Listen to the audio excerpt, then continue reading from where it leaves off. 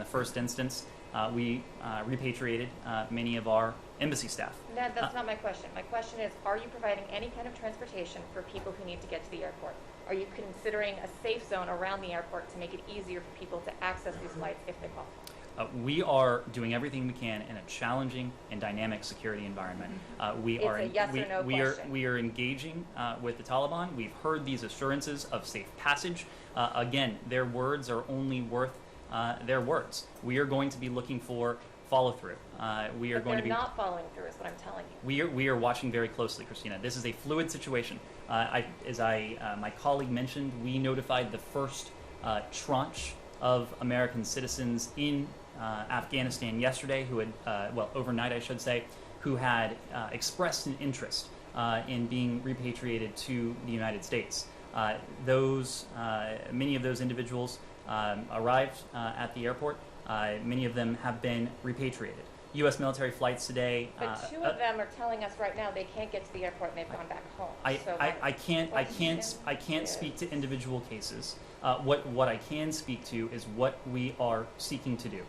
We are doing everything within our power to effect a corridor of safe passage for civilians. Of course, that includes American citizens who are seeking to make their way to HKIA for repatriation, safe passage for other civilians, whether those are Afghans who have been referred for P1, for P2, for the SIV program, for our locally engaged staff at the embassy.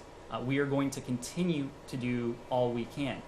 This is a dynamic, it's a fluid security environment. If we're in a position to do more, I can guarantee you we will do as much as we can. That's not something you can do at the moment. At the moment, we are doing everything we can to allow civilians to be able to transit to the airport. Our message remains for American citizens and for others who have expressed interest in relocation out of Afghanistan. Shelter in place until and unless you receive a communication from the U.S. Embassy.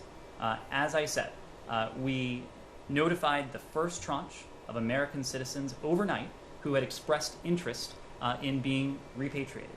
In those messages, we provide specific information about precisely where they should go on the airport compound, and it tells them precisely when to go. This is, again, a challenging security environment, so unless and until individuals are instructed by the U.S. Embassy to make their way to the HKIA compound, we are asking them to remain in place. Right, but these are people who have